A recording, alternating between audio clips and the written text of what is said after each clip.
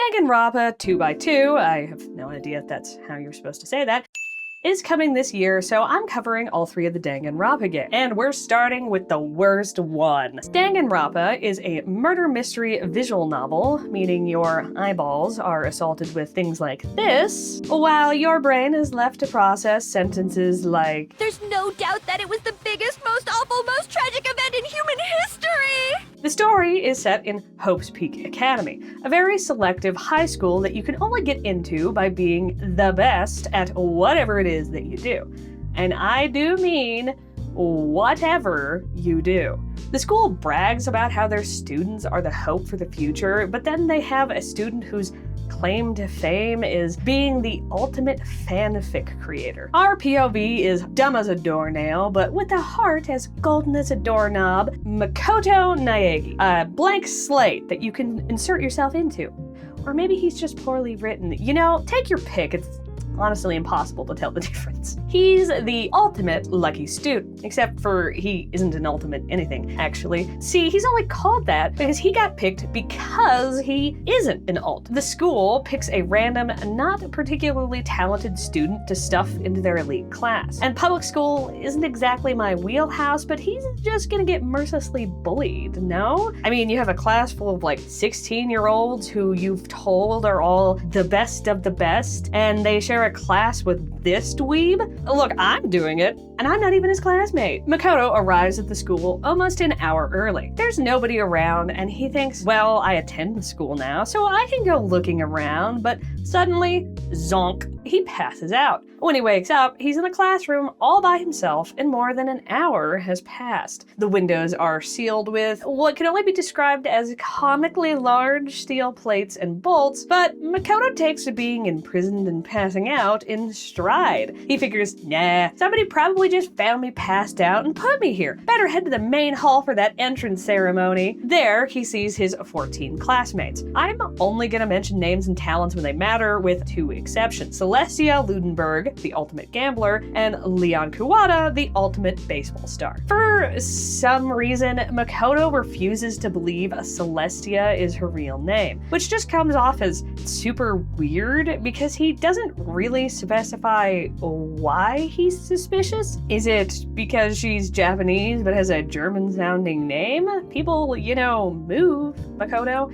Or is it because she's the ultimate gambler and therefore a great liar? Because that kind of falls through when dweeby Makoto calls her out on it immediately, doesn't it? Then there's Leon Kuwata, the ultimate baseball star, and he isn't stoked about it. He is the only ultimate who hates his talent. Instead, he wants to be the lead singer of a rock band. So what does he have to do with anything? Well, just his name, really. Makoto doesn't bug him about his name, even though, as far as my Google Foo is able to deduce, Leon is not a traditionally Japanese name. Looking a little biased there, Big Mac. The other students confirm that they also blacked out just after arriving at the school, leading to a little bit of panic. But then a silhouette suddenly appears on a monitor and interrupts them, summoning everybody to the gymnasium. There, they're greeted by Monokuma, a robot that looks like a black and white teddy bear split right down the middle. He declares that he's the headmaster of the school and that they must live together within the school for the rest of their lives. No ifs or buts, no checking out, and absolutely no contact with the outside world. Not even allowed to look at the sky. What a bummer. Monokuma tells them, well, there is one way to get out, which he calls the graduation clause. All you gotta do is murder another student and get away with it.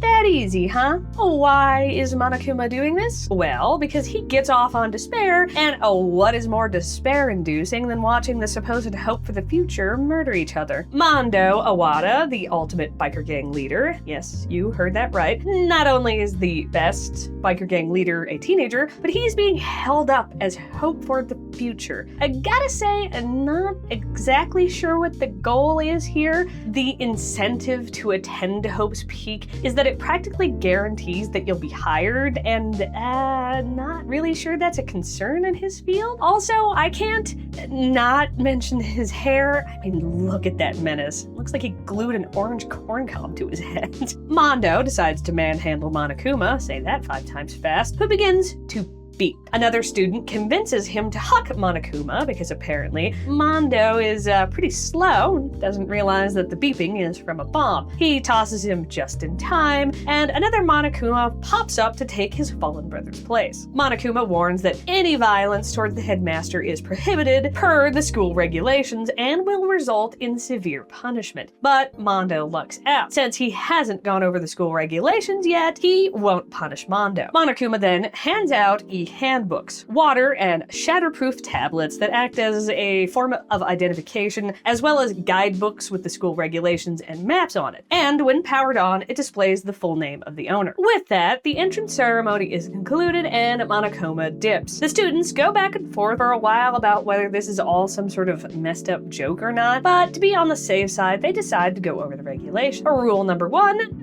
no leavey campus. Rule number 2, nighttime is from 10 p.m. to 7 a.m. Some areas are restricted during nighttime. Also, for some reason, the water in the bathrooms is off at night. I don't know why. Rule number 3, you must sleep in a dorm room. Rule number 4, you're free to explore the academy at will with minimal restrictions, other than the gated off areas. Rule number 5, no violence against the bear or his surveillance cameras and monitors. Rule number 6 is the graduation clause, and rule number 7 is that Monokuma can add more rules whenever he likes. They decide to search the school, but even this isn't without drama, courtesy of the troublemaking Byakuya Togami. He's the ultimate affluent progeny. What the hell does that mean? Well, he's the son and heir of a powerful and a very rich family, and he behaves accordingly. Now, that is a very dumb name for his talent, but he is far from dumb himself. I actually like him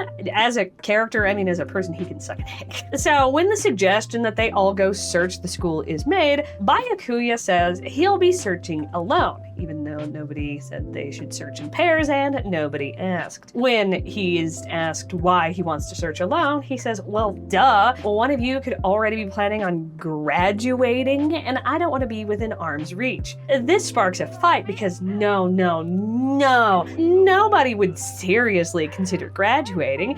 For whatever reason, Mondo decides that it is completely unacceptable that Byakuya goes off on his own, which sparks a fight between them.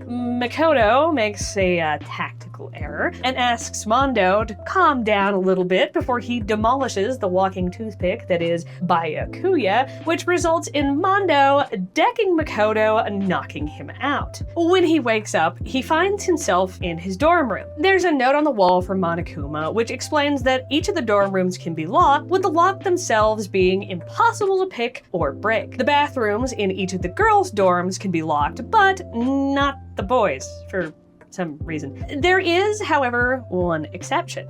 Makoto's bathroom door gets stuck unless it is opened just so. Following the gender divide, Monokuma has given all of the boys brand spanking new toolkits still in their shrink wrap, while all of the girls have been given sewing kits.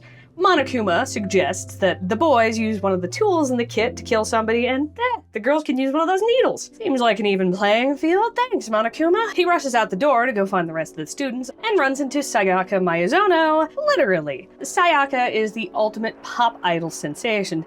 Basically a pop star, but with a heap of other crap stacked on. She's your generic animator. Vanilla, sweet but not a lot there. Instead of giving her personality, they try to endear her to you by having this overplayed bit where she responds to Makoto's thoughts and then says, I'm psychic. Just kidding, I just have very good intuition. Sayaka and Makoto went to the same junior high school, though they never actually interacted. So obvi, we're best friends now. She even decides to follow Makoto around as his ultimate assistant. In the dining hall, the students give their reports. The dorm rooms are all soundproof, any and all exits to the building are covered by the large metal plates, and there is no way to contact the outside world. There is evidence suggesting that they are, in fact, in Hope's Peak. They weren't kidnapped and dropped somewhere else. Celeste proposes a little house rule, and nobody goes outside of their rooms after the nighttime announcement. To reduce the potentiality of moida. After that, it's nighttime. Yeah, Makoto passed out from 8 a.m. to 7 p.m. That's probably not healthy healthy, but there's no ultimate doctors or nurses in this bunch, so what are you gonna do? The next morning, Makoto joins Sayaka as she searches the school for something to defend herself with, reasoning that whoever trapped them could pop up at any time and attack her. Pretty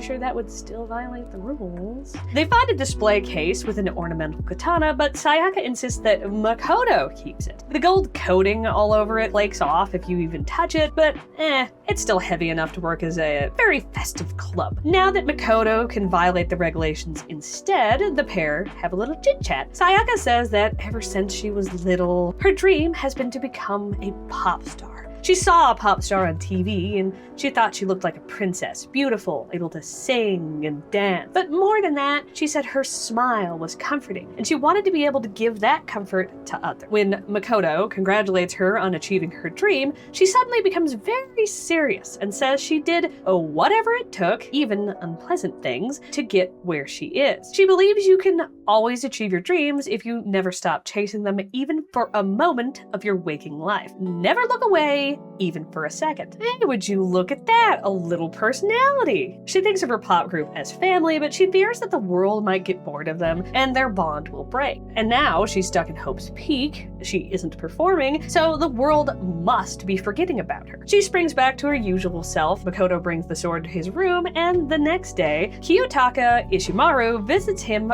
first thing in the morning. The game calls him Taka, but I'll be calling him Kiyotaka to keep him distinct from another student called Toko. He is the ultimate moral compass.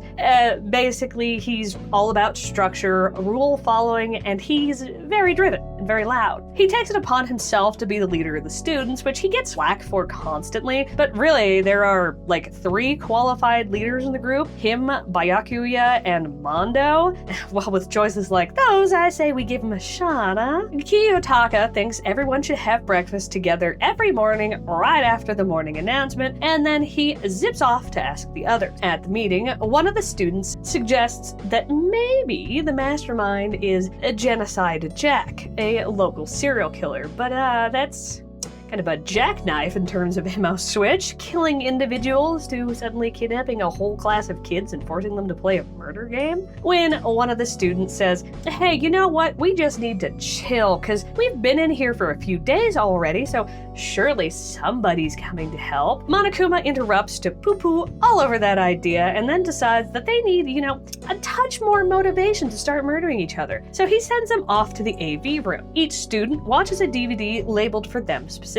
Makoto's DVD shows his family, and why is Makoto's mom wearing a bedsheet? Anyway, after they give him praise and encouragement, the screen glitches, then shows the same room, empty but completely trashed. Everyone else's DVDs are equally distressing to them, but the whole point was to sow fear and doubt, so Junko and Oshima, the ultimate fashionista, suggest that they just talk about what they saw to get it out of their systems. Ultimate fashionista doesn't exactly fill me with confidence, but surprisingly, Junko is one of the more level-headed, considerate, and calm students. However, this suggestion doesn't go anywhere because Sayaka loses her shit and storms out. Makoto chases after, trying to comfort her. He says that he'll help her escape no matter what, and she asks if he really, really means it. He's the only one she trusts. Will he really help her no matter what happens? Later that night, just before nighttime, Sayaka tells Makoto that someone was trying to break into her room. So Makoto offers to let her stay in his room since the regulations are just that they have to sleep in the dorms, not in their own room. Sayaka's like, ew, 2 people sharing a room though? So instead, she asks that they swap rooms so that Makoto gets to be in the room someone was trying to break into.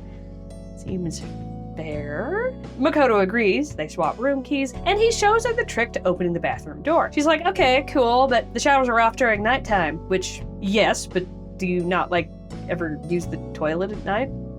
The toilets are still on at night, right, Monokuma? They promise each other that they won't open their bedroom doors until the daytime announcement, and Makoto goes to Sayaka's room where he thinks perfectly normal things like knowing Sayaka has slept on it makes me look forward to trying it myself, and maybe Sayaka's scent will bring me good dreams. The next morning, the students gather for breakfast, but Sayaka doesn't show up, so Makoto rushes to his room and finds it completely wrecked. The ornamental sword and its sheath are on the ground. There's gashes where it cut the bed, floor, and wall, walls. Inside the bathroom is Sayaka slumped against the shower wall, covered in blood, killed by a knife plunged into her stomach. Makoto passes out. When he wakes up, he's in the gym with all of the remaining students. They gathered there at the request of Monokuma. Makoto asks why they're obeying when Monokuma killed Sayaka. It was Kyoko Kirigiri, the ultimate question mark, who convinced them, reasoning that they shouldn't disobey their captor without reason. And the reason she's the ultimate question mark isn't some sort of hee-haw on the dev's part. She just refused to tell Makoto when they first met. She generally keeps to herself, but whenever she does speak up, she's very logical and tries to steer the group's safety. She is one of only 4 students who didn't really panic when Monokuma revealed that he wanted the students to kill each other, with the others being Celeste, Byakuya, and Sakura. More on her later though. Monokuma says, "Womp womp, wrong. If you can believe anything, you can believe him when he says he didn't kill Sayaka and he won't kill anybody as long as they don't violate the rule." He goes on to clarify the second half of the graduation clause. For some reason, it's surprising to the students that there's actually some way for them to, determine who did it. After giving the students time to investigate, they go through a class trial. During the trial, they debate who they think did it, and then they vote. Monokuma will then confirm if they voted right or wrong. He knows for sure who actually did it because of all the surveillance cameras he's loaded the school with. And there's a rule in place to prevent sloppy detective work and just cycling through guesses until you get it right. If the person who was voted on wasn't guilty, the actual perp walks while everybody else is killed. Junko totally loses it, screaming at Monokuma that she won't participate in the class trial. Monokuma threatens to punish her, but still she refuses. He declares he won't let such blasphemy stand, and then menacingly waddles at her. She kicks him over and pins him down with her boot, but that's violence against the headmaster. Quote, "I invoke the mighty summon spell. Help! To me, godly spear Gungnir?" Junko is impaled through the chest by multiple spears. She mutters, "This wasn't supposed to. Why me?" before she dies. Monokuma dusts himself off, says, "Let that be a lesson to you about what happens if you violate the rules," and hands over the Monokuma file, which contains information about the circumstances and cause of death. Kyoko calms everyone down, gotta investigate or we're all cooked, and suggests that someone secure the crime scene so that the killer can't try to dispose of evidence. This is the job taken up by Mondo and Sakura Ogami, who is the ultimate martial artist. She is a walking juxtaposition. She resembles an Oni, which is a Japanese demon, hella tall, ripped beyond belief, and wearing the iconic Japanese schoolgirl sailor uniform. She's calm, gentle, and also very logical and very helpful. You could also call her the best, the GOAT of the game. Now we're starting the investigation portion. There is no way to fail this section. The game won't continue until you find everything that you need, and all of the relevant information is stored in the e-handbook for review. And note that this doesn't mean that by the time you're finished that you actually have every puzzle piece. There will be plenty of times where new important information is handed over only during the trial. Celeste points out that Sayaka's body was found in Makoto's room, according to the Monokuma file. This causes the, shall we say, slower members of the group to suspect him, which is dumb for a lot of reasons. Just 2 examples. Why would he leave her body in his room? Why would he lead everyone straight to her body in his room? Speaking of, Makoto heads to his room to gather evidence. Mondo suggests that the killer could have disposed of evidence before they discovered the crime scene, and points out that there is a trash disposal room not far from the dorm, so definitely a place to check out, but let's go over the evidence gathered from Makoto's room first. Evidence 1 is the Monokuma file. Sayaka died in Makoto's bathroom at around 1:30 a.m. The cause of death was a stab wound to her stomach, where the murder weapon is still lodged. Evidence 2 is Sayaka's hand and wrist. Her wrist is fractured, and there is glitter around the swelling. Her hands are clean, except for blood on her left index finger. Evidence 3, writing in blood. Behind Sayaka, there is something written in blood, which appear to be the numbers 11037. Kyoko suggests it was a dying message from Sayaka, and tells Makoto he should consider just how Sayaka wrote the message. and what that process could mean for the message itself. She refuses to simply explain it because why not? Evidence 4, the bathroom. Monokuma only put locks on the girls' bathroom doors, but due to the door not fitting right, Makoto's bathroom door gets stuck unless you know the trick to opening it. Monokuma showed Makoto, and he showed Sayaka when they switched rooms. The doorknob to Makoto's bathroom is damaged with most of the screws completely removed. Evidence 5, I Austin powered myself on this one. Evidence 5, evidence of a struggle. Makoto's room has been trashed. There are a number of scratches and gouges on the floor, walls, and bed. Evidence 6, the replica sword.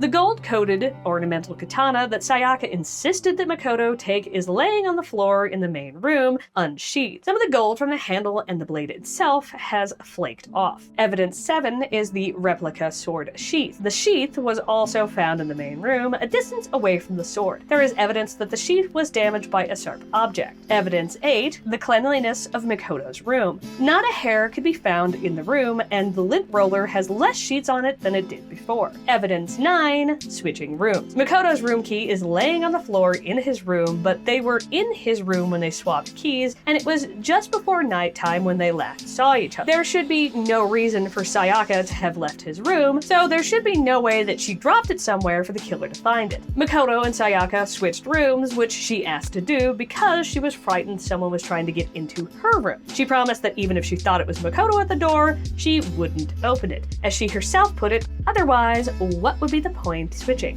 Evidence 10, the toolkits. All of the male students' dorm rooms have an unopened, shrink-wrapped toolkit in their drawers. Makoto's toolkit is still unopened. Mondo chimes in to say that he and the other boys were talking about the toolkits, and they all said they hadn't opened theirs because, oh, why would they in their given situation? That wraps up the information found within Makoto's room, so off to the trash room we go, picking up another clue right outside the door to Makoto's room. Evidence 11, room nameplates. Each dorm room has a nameplate with the owner's name on it, obviously, but Makoto and Sayaka's nameplates have been swapped. Evidence 12, cleaning duty. One student is on cleaning duty each week. The student on cleaning duty currently is Hifumi Yamada, the ultimate fanfic creator. This guy is a walking stereotype who exists to be used as a punching bag for quote-unquote humor. None of the stuff involving him is very funny though, if you ask me. Good on the other boys for calling him out on being a sleaze though. Anyway, the trash room is secured by a large gate and only the student on cleaning duty has the key to open it. So only Hifumi should have access. Evidence 13, the incinerator. The machine is operated by a switch right next to it. When Makoto investigates the trash room, the incinerator is running, but Hifumi claims that when he was in the trash room yesterday, the incinerator was off. The distance from the gate to the incinerator is gauged to be roughly 30 feet. Evidence 14, burnt shirt piece. On the ground by the incinerator is a burnt piece of clothing, apparently the cuff of a white shirt, which has a bloodstain on it. Evidence 15, shattered crystal ball. Also on the floor by the incinerator is the shattered remains of a crystal ball. This is confirmed to belong to Yasuhiro Hagakure, the ultimate clairvoyant, who says he probably left it in the laundry room, meaning anybody could have snatched it. According to Yasuhiro, 30% of the time his predictions are right. So not great, especially since he charges for it. Wonder if that's in the advertisement. He's also about 21 years old, which is revealed during his introduction when he asks Makoto to grab some brewskis with him. By the by, the game calls him Hiro, but I'm going to be calling him Yasuhiro to keep him distinct from another student. Evidence 16, missing knife. One of the knives from the kitchen is missing from the magnetic rack on the wall. Evidence 17, Hina's account. This is a student we haven't gone over yet, and we won't be going over just this minute, but she was in the dining hall last night before the nighttime announcement drinking tea. When she went into the kitchen, all the knives on the magnetic rack were still there. When she went back into the kitchen after finishing her tea, one of them was missing. And that is everything before Monokuma summons the students to the class trial. Taking an elevator down, Makoto waxes poetic, and the students arrive in a room with podiums arranged in a circle.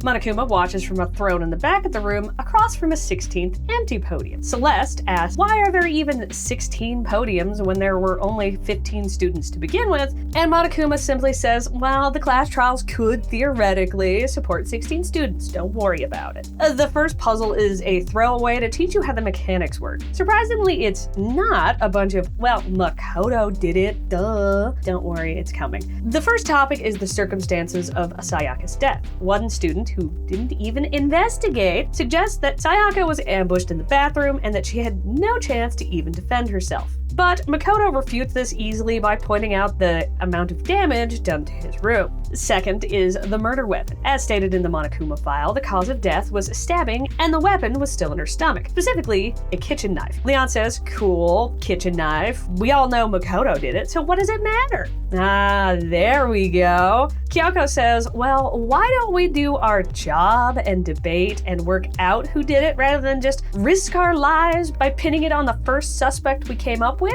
Makoto is in the clear thanks to Hina's account, which leads to the accusation that the two are working together act. Byakuya asks the bear what rules there are regarding accomplices. Monokuma says, well, a murder can have a one accomplice, but only the person who did the actual killing is eligible to graduate, meaning there is essentially no reason to actually work together. One of the students suggests that since that rule wasn't in the e-handbook, what if they worked together not knowing that one of them is about to get screwed? To get the trial moving along, Monokuma confirms that in this particular case, there is no accomplice. So then, suspicion falls squarely on Hina herself since she was in the dining hall. But thankfully, she has an alibi of her own. She was scared from watching her DVD and was sticking pretty close to Sakura, and even had Sakura stay in her dorm room for security. The regulations just require that you sleep in the dorms, not that you actually sleep in your designated room, otherwise Makoto would be fried. But Kiyotaka declares that a boy and a girl sharing a room is unwholesome.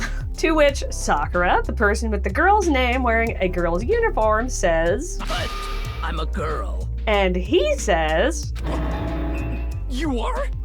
Oh my gosh, I'm so sorry. What a dingbat. Hina says, well, there was one other person who was in the dining hall that night, Sayaka.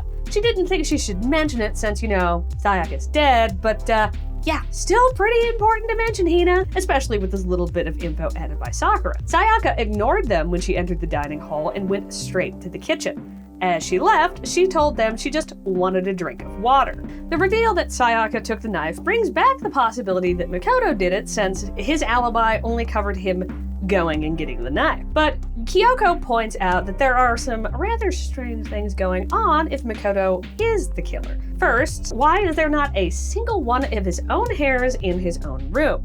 There's no reason for him to remove his own hair, and there's no reason for him to remove Sayaka's hair if he was just gonna leave her dead body in his bathroom. Second, why did Makoto have to break into his own bathroom? He knew the trick to getting it open. There's no reason for him to remove the screws on the doorknob for him to get in. Clearly, the killer didn't want any sign of them being in Makoto's room, and they thought that the door was locked, which is why they had to remove the doorknob. The reason they thought that the door could even lock is because the nameplates had been switched. So the killer genuinely thought that they were in Sayaka's room. This leaves the students stumped until one of them asks, how could the killer have gotten the room in the first place? The locks cannot be picked, and since Makoto gave Sayaka his room key while they were both in the room, and it was just before the nighttime announcement, it's unlikely that she dropped it somewhere else for the killer to pick up. And she was the one who asked him to swap rooms because she was afraid of someone trying to get into her room.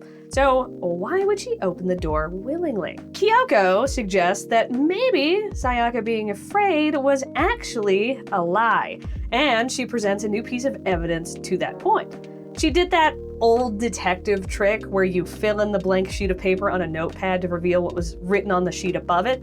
The message is, there's something I want to talk to you about, just us two.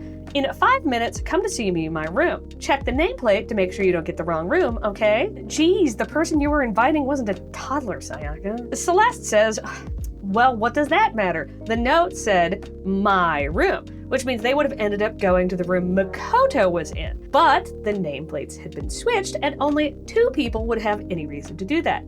Makoto and Sayaka herself.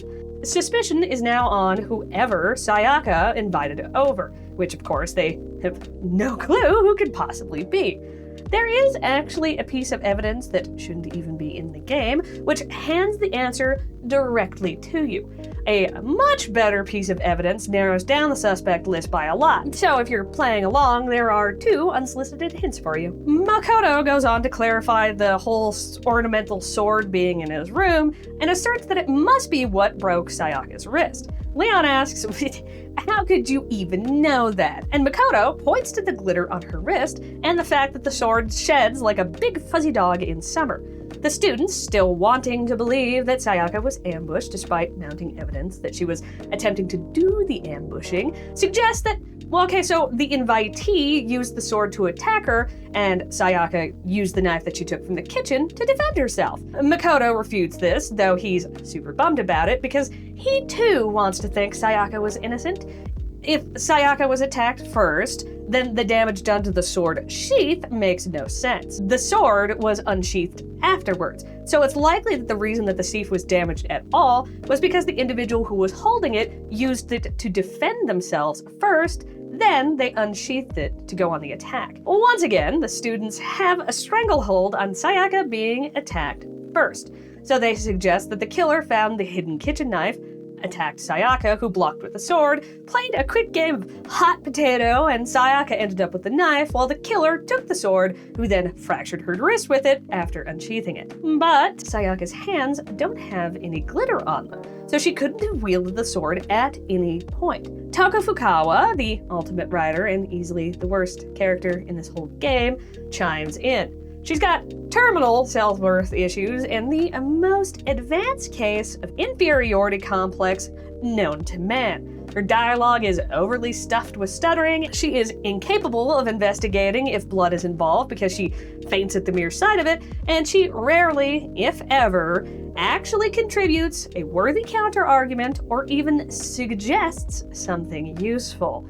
So naturally, her suggestion here ranks as one of the dumbest in the game. She suggests that Sayaka could have washed her hands after escaping into the bathroom. Why the hell would she do that? Makoto points out that the water is turned off at night, and the attack happened around 1:30, well past the nighttime announcement. To which Toko replies, "Oh, I didn't know that. Actually, I haven't taken a shower here yet." So not only is she a waste of text, she also reeks fabulous. Finally, everyone is able to accept that Sayaka attacked first. Hifumi's like, isn't that plan kinda dumb? Makoto would have just testified that they swapped rooms at her request.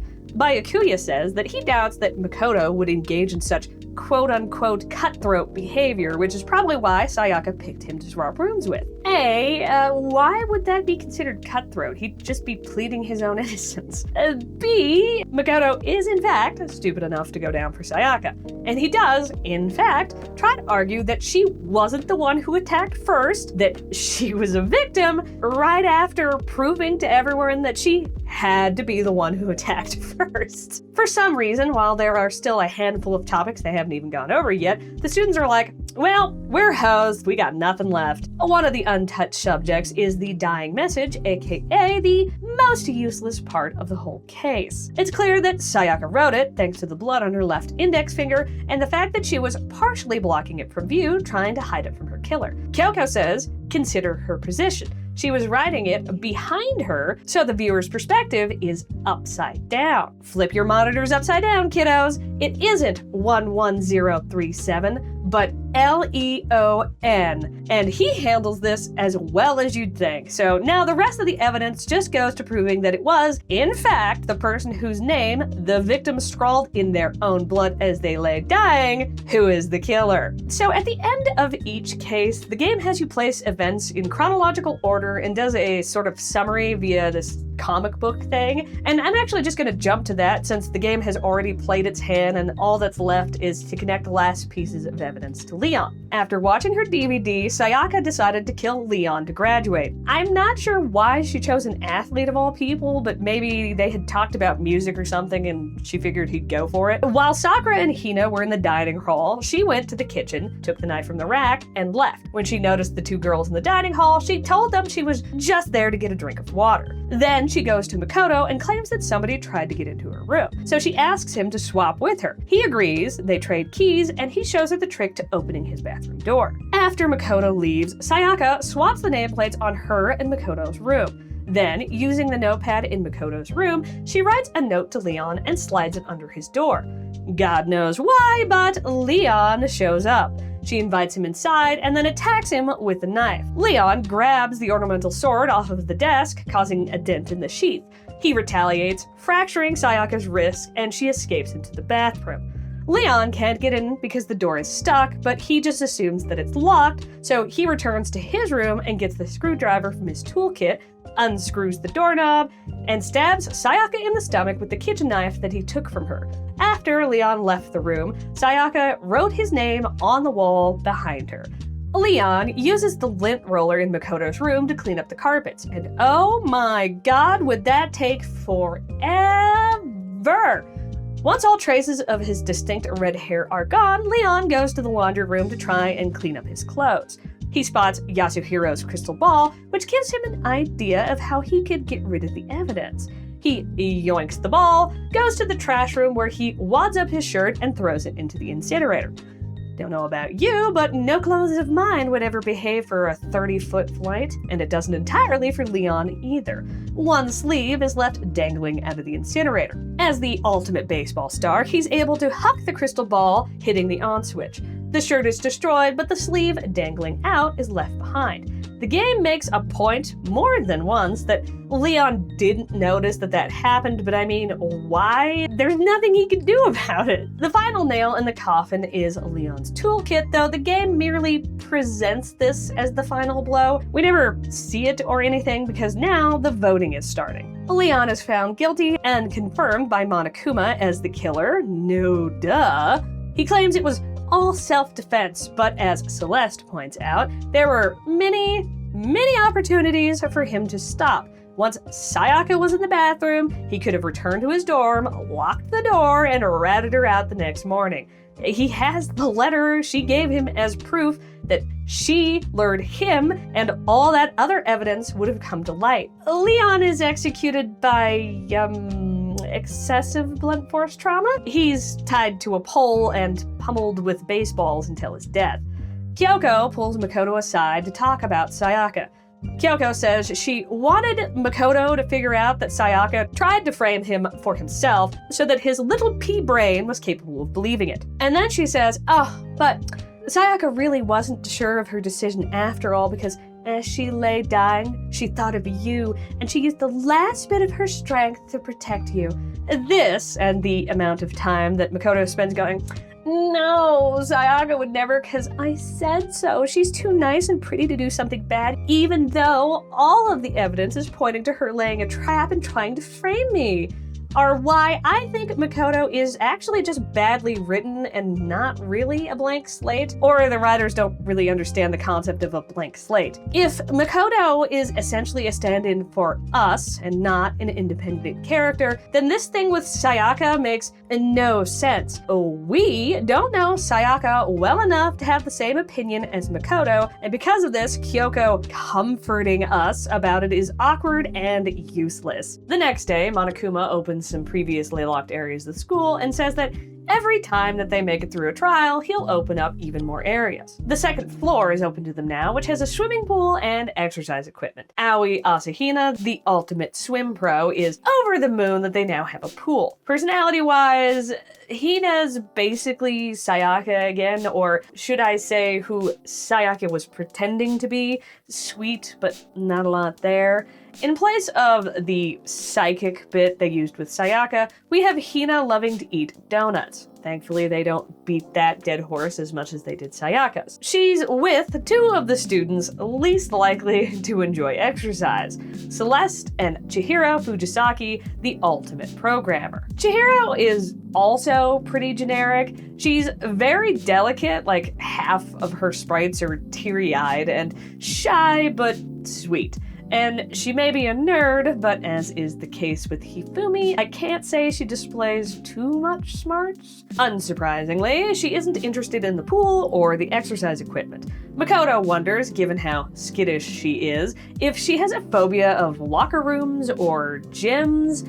If she denies this, gives a more like quarter-hearted attempt at explaining, and then just gives up. Monokuma pops up to inform the little group that the locker rooms require that you swipe your e-handbook to get into them. And of course, only a boy's e-handbook can open the boys' locker room, and vice versa. When Celeste asks what would happen if somebody were to sneak in behind another student, Monokuma threatens extreme violence via Gatling gun. So, safe to say, each person must swipe an e-handbook if they want to get in. Then she asks, well, what if somebody loans out their e-handbook? This was somehow a blind spot for Monokuma, so he promptly adds a new rule. A student is not allowed to loan their e-handbook out to another student. Makoto finds Kyoko, Hifumi, Toko, and Byakuya in the newly opened library. Hifumi and Toko get into this dumb fight over comics and fanfiction versus more traditional media, aka books. Toko thinks that the stuff that Hifumi is into is all just a waste of time that'll be forgotten in half a decade, and Hifumi says that he's read Toko's books. Her stuff isn't any more worthwhile, implying that rather than just writing romance novels, like Makoto says during her introduction, that Toko might actually write smut, and given other things about Toko, that is almost certainly the case. Kyoko points out that the library is very dusty and the lighting quality is poo-poo, so it's not exactly an ideal reading space. Under a thick layer of dust, Makoto finds and reads a sealed letter which basically says that while Hope's Peak has been a totes awesome school, forces beyond their control have made it necessary for them to stop functioning as a school with plans to reopen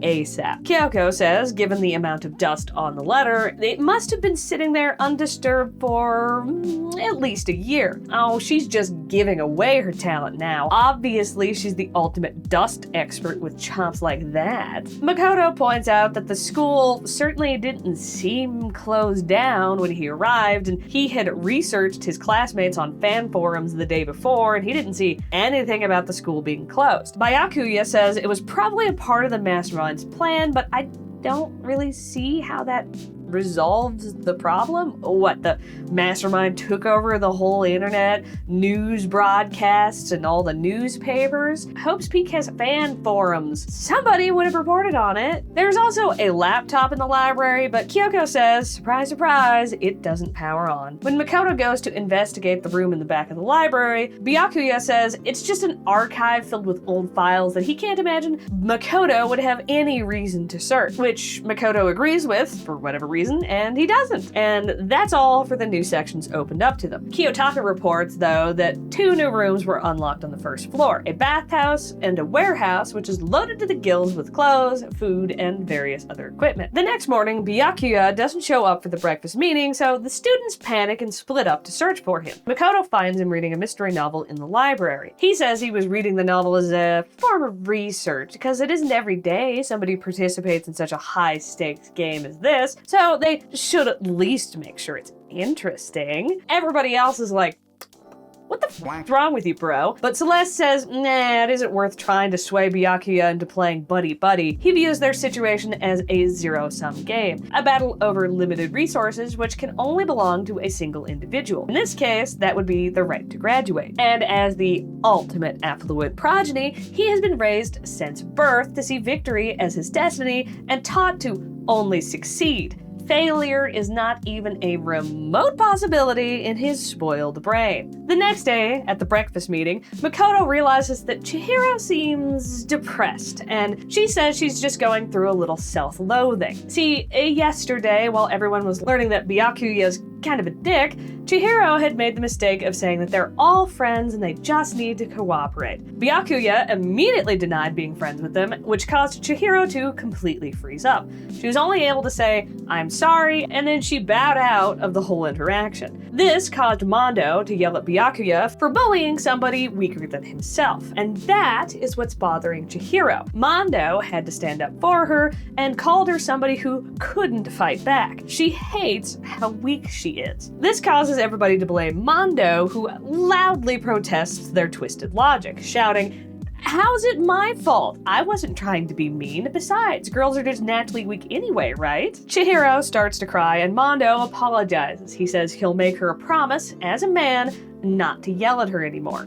Mondo's older brother told him over and over as he grew up that a real man always keeps his promises, and he has come to cherish that piece of advice, especially since his brother has passed. He actually brought this up early in the first episode, and it's his driving force for getting out of Hope's Peak. And yet the biker gang leader didn't kill somebody, Sayaka. Chihiro is cheered up by this promise, but still says she wants to work on herself. She doesn't want to be so weak that she just cries at every little thing. Self-improvement, we love to see it. She decides to take up exercising, which, I mean, that's still self-improvement too. Still love to see it, but I don't know if that's gonna help with the whole crying at everything problem. Mondo never promised not to yell at Kiyotaka though, and later that day, that is exactly what he does. The two have never really gotten along. Mondo thinks Kiyotaka is an idiot, and he's not entirely wrong, and he also seems to just kind of hate that he's taken up a position of authority. And for his part, Kiyotaka thinks Mondo is a coward who turns to violence to solve his problems,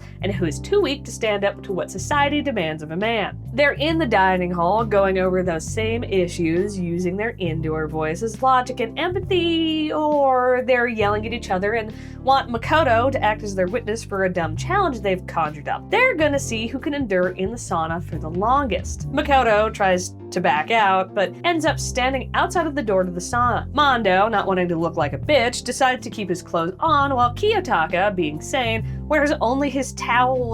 Why does Mondo have a towel on his hair? You need foil to steam corn, silly. Makoto hangs around for an hour until the nighttime announcement and then goes to bed. The next morning, he hurries to the dining hall to make sure they both survived their stupidity. They did, and now they are super buddy-buddy. They call each other bro now. You know it's serious. Hina finds their closeness gross for reasons not specified, and Kiyotaka says, quote, "A girl like her just doesn't get our manly bond." Makoto asks, well, who won, and gets chewed out by both of the guys, who refuse to say and declare that all that matters is they went through it together.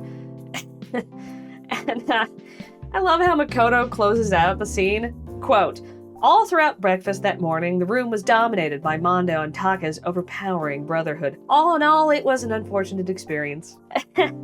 Something about calling it an unfortunate experience is hilarious to me. Also, it put another 40-something words between me and the beginning of one of the worst things to exist within Danganronpa. Toko and Byakuya. Toko asks Makoto to go with her to the library, where she then asks him to talk to Byakuya for her. But he notices them standing there whispering to each other and tells them both to skedaddle. Toko ignores this request and asks Byakuya, quote, "Remember when you said, don't be a woman who dominates weak men, but a woman dominated by a strong man?" A quote which he flatly denies ever making. Toko says, well, actually, I thought it just sounded like something you'd say. And Byakuya, again, tells them to both leave, specifically calling out Toko for reeking. Damn it, Toko, it's been like a week. Get it together. Naturally, Toko is ecstatic to have Byakuya bossing her around. She believes him saying she reeks and should take a bath is a sign that he's concerned for her well-being and not the sanctity of his nostrils. And thus begins Toko's batshit obsession with Byakuya. That same night, Monokuma calls everyone to the gym. He isn't there by the time all of them have gathered, so they talk among themselves, and Yasuhiro reveals that he heard a strange noise while hanging around the main hall. He says it was faint, but it kind of reminded him of the sounds of construction. Monokuma pops up and says it certainly wasn't, but it could be the sounds of an explosion or a machine gun. When asked why the hell it would be either of those things, he refuses to say. He hands out another motive. This time, if somebody doesn't commit murder before the deadline, he'll reveal a terrible secret about every student. He hands out envelopes which contain the secrets that he's going to spill, and Makoto's secret is that he wet the bed until he was in the 5th grade. All of the students are shocked after reading theirs, so I guess good job on the research, Monokuma, but the consensus is that the secrets aren't exactly worth killing over. Monokuma is bummed by this, but says, I'll just reveal them anyway to make myself feel better. Kiyotaka says, well, why don't we just confess the secrets? That way the motive goes poof. But maybe they were wrong about the secrets not being worth killing over because Toko, Byakuya, Chihiro, and Celeste all refuse. Although Chihiro does say she wants to talk about her secret once she gets stronger. The next morning, Makoto is woken up by Monokuma in person, who teases him before saying something has happened to one of the other students. Makoto heads to the dining hall where he finds only 4 other students: Byakuya, Sakura, Hina, and Yasuhiro, who haven't seen anybody else. Believing that they're out trying to investigate what Monokuma said, they leave the hall to look for their classmates. In the waiting area outside of the locker rooms, Makoto notices that the doors are unlocked. Monokuma announces that for this investigation, he has unlocked all of the doors. Uh-oh. Byakuya followed Makoto there, and he says the locker rooms are very suspicious. He then says, quote, "It seems no one has searched the locker rooms. Let's start with the girls' locker room." If there's one thing that Makoto is really good at, it's following the unprompted suggestions of others. So in they go, where they find the tragic scene of Chihiro murdered. She's suspended between two exercise machines by her wrists, and the word bloodlust has been written on the wall in blood. Makoto is having a bit of a hard time, as a normal person would upon stumbling on the scene of their friend's grisly murder, but Byakuya is cool as a cucumber. He says this scene is most bizarre. No amateur could have pulled this off, and it isn't anything like Sayaka's murder. It wasn't a crime of passion or of necessity, but rather, it seems like whoever did what they did to Chihiro did it for fun. Kiyotaka, alerted by the scream that Makoto belted out, arrives, which triggers the body discovery announcement by Monokuma and signifies the beginning of the investigation. This also happened with Sayaka, but because Makoto was passed out, we didn't actually get to hear it. This announcement is made whenever 3 or more people discover a body for the first time. The investigation begins, and because you are given literally no other option, we're starting with the writing in blood. The word bloodlust did come up back in Chapter 1, though I didn't bring it up specifically. Chihiro suggested that maybe Genocide Jack was the one holding them prisoner. He is described as a local serial killer who kills in a very specific and brutal fashion, and who always leaves the word bloodlust at the scene of the crime. The initial assumption is that somebody is trying to imitate Genocide Jack, but Byakuya says, well, but what if the real Genocide Jack is hiding among us? Because it makes total sense that a serial killer who has evaded capture up until now would just lose control, kill, and make it blatantly obvious that they're the one who did it by writing their signature on the wall. I have no idea why, but Toko shows up. Did nobody mention that there's like a bloody corpse? They know she faints when she sees blood. She has told them that. So she does, and the second worst thing in Danganronpa begins. Toko suddenly bolts upright, tongue hanging out of her mouth like a dog, and apologizes in crisp, stutterless speech. Then she starts laughing maniacally like a cartoon villain and saying nonsense things. Hina and Kiyotaka take her back to her room while the investigation continues. Sakura and Mondo are on guard duty once again, and Monokuma pops by to hand over the Monokuma file after mercilessly teasing Makoto. He also comes up with another rule. A single person can kill no more than 2 people. Meaning, I guess after they kill the second and they're going for the third, that Monokuma will stop them and kill them instead. Evidence 1, the Monokuma file. The time of death is estimated to be around 2 a.m., and the cause of death was a single blow to the head with a blunt object. She was killed instantly. Evidence 2, Sakura's account. Chihiro wanted to start exercising, but turned down both Sakura and Hina's offers to help her exercise. She may have been going to the gym late at night to avoid them and secretly meet with somebody else. Evidence 3, Mondo's account. Chihiro was fixated on getting stronger after the incident with Byakuya in the library. She seems to admire strength more than anything else, and apparently to her, the only type of strength is physical strength. Evidence 4, the locker room dumbbell. There's a dumbbell on the floor of the girls' locker room covered with blood. Evidence 5, card reader. To gain access to a locker room, you need to swipe your e-handbook over the card reader. The gender listed in the e-handbook must match with the locker room you're trying to enter. It's against regulations for 2 people to enter at the same time, or to loan your handbook out to another student. However, the actual act of borrowing the handbook is not prohibited. Makoto's confused how that works exactly, so Byakuya takes him to the main hall for our next piece of evidence. Evidence 6, main hall e-handbook. There's a small filing cabinet looking thing in the main hall by the exit, which has all of the dead students' handbooks in it. This means that all of the male students are back on the list of suspects, since they can just borrow one of the girls' handbooks to get into the girls' locker room. Evidence 7, the broken e-handbook. Byakuya notices that one of the handbooks won't power on. Both Junko's and Sayaka's do, but that third one doesn't. They assume that since it was Leon's, it must have broken during his excessive execution, but Monokuma says, nah, it wouldn't break from that. Though he does confirm that it has a single fatal flaw, which he doesn't reveal because why would he? Byakuya reveals his suspicions that Genocide Jack is the one who killed Chihiro, but before Makoto can get to the reason why, Hina comes rushing in to ask for their help. Byakuya tells her to buzz off, but after Hina explains that she's asking for help because Toko is being weirder, he changes his tune and agrees to go. Toko is refusing to come out of her room, so Makoto tries talking to her. She says she won't allow Genocide Jack to have control and slams the door in his face. Hina says she said something similar to her when she talked to her, specifically, "I'll drive out the killer, I'll drive out the murderous fiend." After no real convincing whatsoever, Byakuya gives it a shot. Toko says she couldn't keep their promise, but don't worry, she won't let Genocide Jack have control ever again. Makoto, because he's dumb as a doornail, wonders if Toko is acting so strangely because, like Byakuya, she believes that Genocide Jack was the one who killed Chihiro. Let's put that little drama on the shelf and continue investigating, shall we?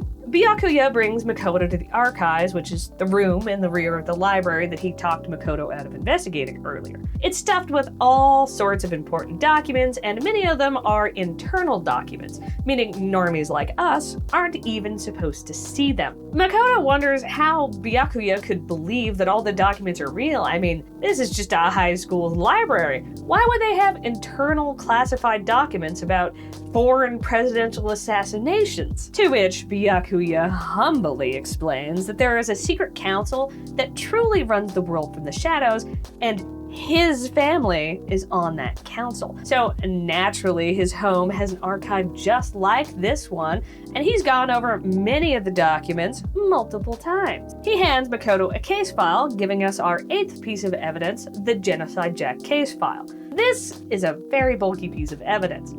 First, the victims. This requires you to be able to tell what gender the long list of Japanese names belongs to, and thankfully it's not really vital and it's pretty easy to figure out by the time it comes up in the case, but spoiler, they're all male names. All of the victims were killed in the same manner, being stabbed to death with a customized pair of scissors. These scissors were then used to mount the victims to a nearby wall. Byakuya points out that the mounting of the victims was kept secret, so only those closely involved with the investigation and the killer themselves know about it. The word bloodlust was found at the scene of every crime, written in the victim's blood. The killings occur either at night during the weekdays or during holidays, with the most common time being in the afternoon on holidays. This has led them to conclude that the killer is a student. Evidence suggests that they linger at the crime scene for a while, but when they do leave, they're in a panic. As no eyewitnesses have ever come forward, this has led to the brilliant conclusion that the killer has split personality. Yup, it's going there. We need a moratorium on amnesia and split personality as plot devices, please and thank you. Byakuya ditches, so Makoto returns to the locker rooms to continue investigating. Evidence 9, the boys' locker room carpet. The carpet in the boys' locker room has a blackish stain on it. Evidence 10, locker room posters. The poster in the boys' locker room is of a boy band popular among teenage girls, and the poster in the girls' locker room is of a big booby swimsuit model and has blood on it. Evidence 11, Chihiro's handbook, or, well, the lack thereof. It isn't on her body, and it's nowhere in the girls' locker room. Evidence 12, status of the body. Chihiro was killed by a blow to the head. She is suspended between exercise equipment using some type of cord with a plug. Evidence 13, disappearing stain. Sakura says she spilled coffee on the girls' locker room carpet the other day, but couldn't quite get the stain out, and now it's nowhere to be seen. Evidence 14, Hina's account. Hina and Sakura both emphasize that they tried to help Chihiro with her quest to get swole, but she denied them repeatedly, and seemed to be consciously avoiding the female students while getting along well with the male students. Evidence 15, Celeste's account. For whatever reason, Celeste is hesitant to talk about this. It isn't ever really addressed why. She tries to distract Makoto by just talking about the warehouse in general, but then relents and says, you know what, fine, I'll tell you, and only you. My guess is this is supposed to be kind of like a guarantee to the player that she did not tell anybody else because she barely wanted to tell Makoto, which, sure, whatever. On the night of the murder, right before nighttime, Celeste saw Chihiro in the warehouse carrying a duffel bag. A blue tracksuit jacket was partially hanging out of the bag, which Chihiro stuffed all of the way inside after Celeste pointed it out. Chihiro said she was in a hurry and left. The clothes and the bag were not found at the crime scene. Evidence 16, the library desk lamp. Byakuya found the desk lamp in the archive and used it to read at a desk in the library, but the cord was too short, so he had to take an extension cable from a box also in the archive and use that. That cable is now missing. Hifumi proudly declares that he found a clue, but he refuses to share before the trial itself. What a dweeb. And with that, we're on to the class trial, which opens with the question, what caused Chihiro's fatal head injury? Kind of a no-brainer given the blood-covered dumbbell found at the scene of the crime. From there, Byakuya hijacks the discussions to present his ever-present theory that Genocide Jack is the one who did it, supporting it with the Genocide Jack case file from the archive, and specifically with the fact that nobody else knew that the victims were always mounted to a nearby wall. He then, throws Toko under the bus by exposing that she has split personality disorder. While Toko is afraid of blood and passes out at the sight of it, the other personality, who goes by Genocide Jill, is a bloodthirsty killer. Jill takes over whenever Toko passes out, or wait for it, this is brilliant. Jill also takes over whenever Toko sneezes. Gripping content, I know. And for some reason in this case, she also just kind of gets summoned out by Byakuya. I really have no idea. Byakuya says they need to talk to Jill, Toko falls to the ground, and then springs back up as Jill. And Hifumi says, Miss Jack, Jill, can I ask you a question? What's up? Some of us think you might be the mastermind behind our entire situation. What are your thoughts on that? ballsy, but polite. She and Monokuma both shoot the idea down, and she also shoots down the idea that she killed Chihiro. She agrees that, yeah, it'd be a huge bummer if Monokuma revealed her existence, but she declares that she is a professional, and she has a very specific way of doing things. Chihiro's murder is like Chef Boyardee to her fancy Italian restaurant. Yes, the words Chef Boyardee actually appear in the game. The three major differences between her professionalism and Chihiro's murder are how she kills her victims, how she mounts her victims to the wall, and the gender of her victim. Jill always kills with custom-made scissors, which she has hidden on a leg holster beneath her long skirt. Yes, even now, in the school. And Chihiro was struck in the head with a dumbbell. Jill mounts the victims to the wall via the same scissors that she kills her victims with. Chihiro is suspended in a crucifix pose between two pieces of exercise equipment, and all of Jill's victims are male. Once again, she declares that as a professional, she wouldn't suddenly swap to killing girls. Byakuya says, well, yeah, sure, when you want to kill, you pick boys, but this was for survival. To which Jill calls him a lowly cur, and I wish that this was the start of a plot thread where Jill hates Byakuya while Toko loves him, because then there'd be some reason to kind of like Jill, but no, this is just a really out-of-place comment that doesn't fit, like, at all. She says, I'd never kill for just survival. Again, hello, professional, duh. And if she did for some reason decide to kill for survival, then why would I have framed myself with the message and the arrangement? The students are like, okay, well, yeah, that makes sense. Why would you frame yourself? But as Mondo points out, well, who else would have known to suspend the body at all? Now, remember back to when Byakuya brought Makoto to the archive in the first place. He said his family had one just like it, and that he'd read through most of the documents multiple times. So, you're telling me the guy insisting that it was Genocide Jack the entire time, hijacked the debate specifically to focus on that angle, is the one who rearranged the crime scene to fit that narrative? No, really? One of his first lines of dialogue after the students split up to find the rest of their classmates was that the locker rooms were suspicious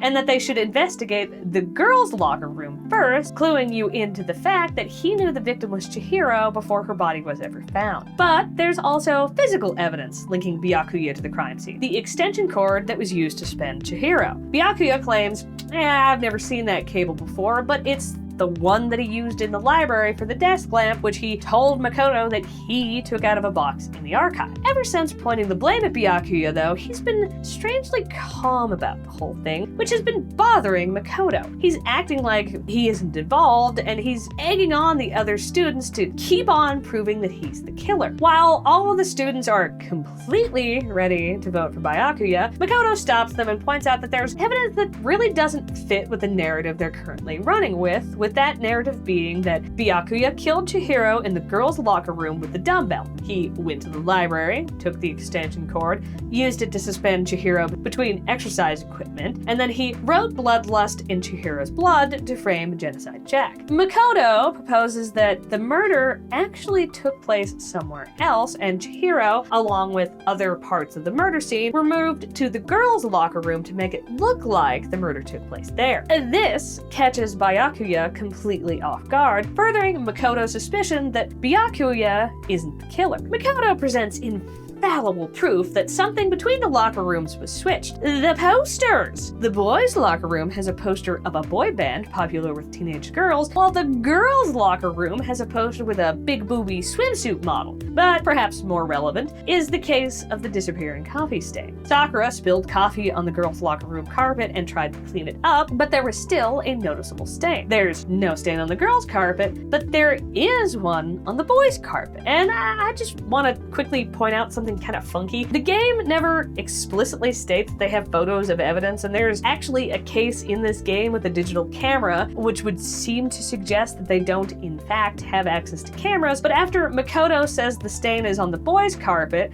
Sakura says, "That's definitely the stain from my protein coffee." Which seems like they do have photos of evidence, but this is never addressed again. Whoops. Anyway, Makoto's riding full steam on this little theory, so Celeste decides to shoot some holes in it, such as why swap the crime scenes? How did Chihiro get into the boys' locker room in the first place? You have to swipe your e-handbook over the card reader, and it's against regulations to follow another student in and loan out your e-handbook. Yasuhiro points out that the e-handbooks of the dead students are kept in the main hall, so Chihiro could have used Leon's handbook, but when Byakuya and Makoto were looking at them earlier, they could only power on Junko's and Sayaka's. Oh.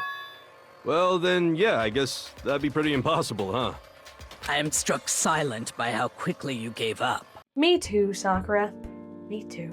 Monokuma says that no, Chihiro did not modify her handbook, ultimate programmer that she is, because it's rigged with an alarm. So everybody's back onto the Byakuya did it theory, but Kyoko says, how about we take a little break from the trial so I can show you how Chihiro got into the boys' locker room? Monokuma is initially displeased by this suggestion, but Kyoko says it'll make the trial more exciting, and that's more than enough convincing for him. Back in the locker room, Kyoko asks them to search Chihiro's body thoroughly and take your time with it. The boys all come up with their own excuse of why they're not gonna do that, you freak. No way, no way, no way, no way, no way!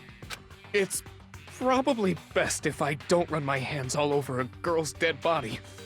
It's not that I'm creeped out or anything, it's just based on religious grounds, you know? Sakura's like, I'll do it, you pansy bags. To which Hina says, you're a girl, you shouldn't have to touch a dead body, just let one of the boys do it. So, not a fan of equality, huh? Sakura's thorough examination reveals that Chihiro is actually a boy. The class handles this, not the best, but Monokuma is satisfied that it was, in fact, an exciting twist of the case and orders everyone back to the trial. Monokuma confirms that Chihiro's handbook listed his gender as male, meaning he could have gotten access to the boys' locker room all by himself, and his killer could have used either Junko's or Sayaka's handbooks from the main hall to get access to the girls' locker room. Makoto points out that Byakuya's pretty much at the clear at this point. His nonchalant behavior is because he knows he isn't guilty. He's having a jolly old time stringing the students along on a mystery he himself created, which he did using blatant clues, such as the extension cord that would have easily tied him back to the crime scene. And if Chihiro was killed in the boys' locker room, it wouldn't have been a surprise to Byakuya that A, the crime took place in the boys' locker room, and B, that Chihiro was a boy. So, heartless dillweed who toyed with a dead body to play a cruel game?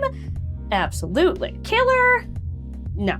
Celeste shares her account of seeing Chihiro the night of the murder with a duffel bag and tracksuit, which none of the students were able to find after the murder. They believe this is because it must have been destroyed, and this bugs me to no end. After all that hubbub in the first case of having the trash room sealed off to prevent easy destruction of evidence, that's all thrown out of the window after that case. Celeste also points out that Chihiro said he was in a hurry, indicating to her that he was going to meet with somebody, and she suspects that whoever it was, Chihiro trusted them enough that he believed they would not reveal his secret. Which is nice and all, but nobody there knew Chihiro well enough to know who he might have trusted like that. Kyoko says, well, you know what? We already know who the killer is, and the tracksuit is the key. This is dumb, but bear with me. Kyoko asks everyone to consider why Chihiro picked the specific tracksuit that he chose. Kiyotaka says, oh shit, I get it. He chose the tracksuit that he chose because it matched with the culprit's tracksuit. So Mondo says the killer was wearing the same blue tracksuit as him and volunteers that his own tracksuit is black. Ufumi says he doesn't have one because exercising sucks. True. But,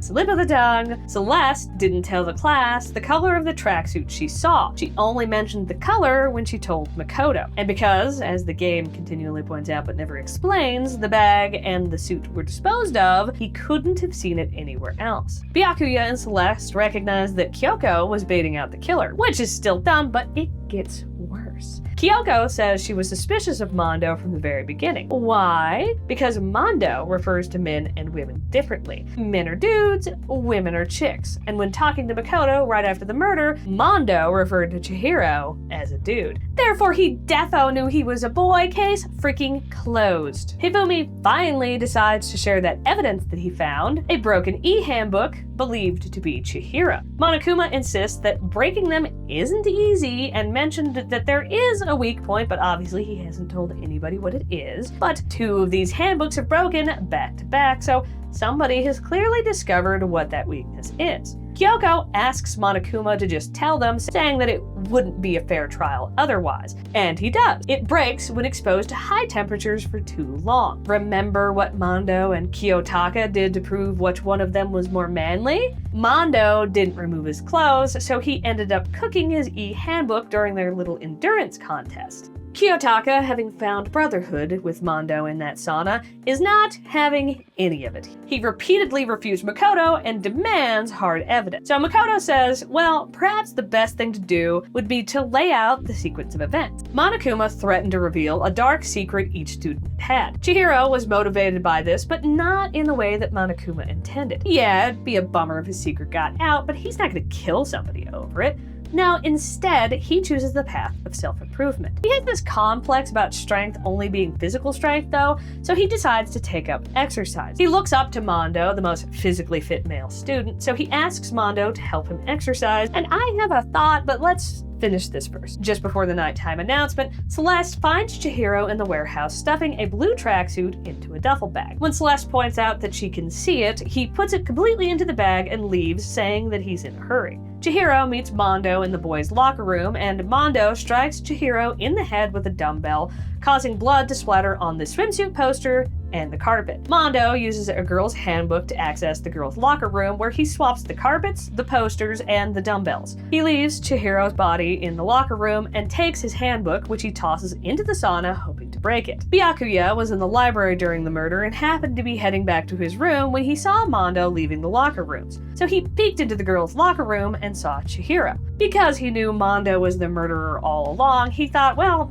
that shit is boring, so why don't I spice things up by framing Genocide Jack? So he gets the extension cord from the library and suspends Chihiro between the exercise equipment with it, and then he uses Chihiro's blood to write bloodlust on the wall. After that little summary, Makoto points out that, really all we need proof-wise is for Mondo to show us his e-handbook. Mondo says, that's not necessary, you guys caught me. Monokuma confirms that it was Mondo who killed Chihiro, and he also points out that Kiyotaka did not vote for Mondo.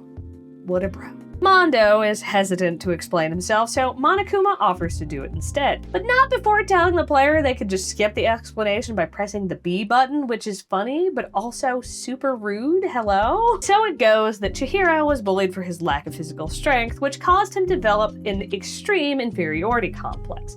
And since girls don't get mocked for not having muscles, he starts dressing as a girl. But while hiding from his issues reduced the mockery, it didn't help him with his own self-image and caused him to become more and more depressed. When Monokuma threatened to reveal his secret, Chihiro used that as a drive to improve himself. He chose Mondo not only because of his physical strength, but because Mondo was always talking about how true men keep their promises.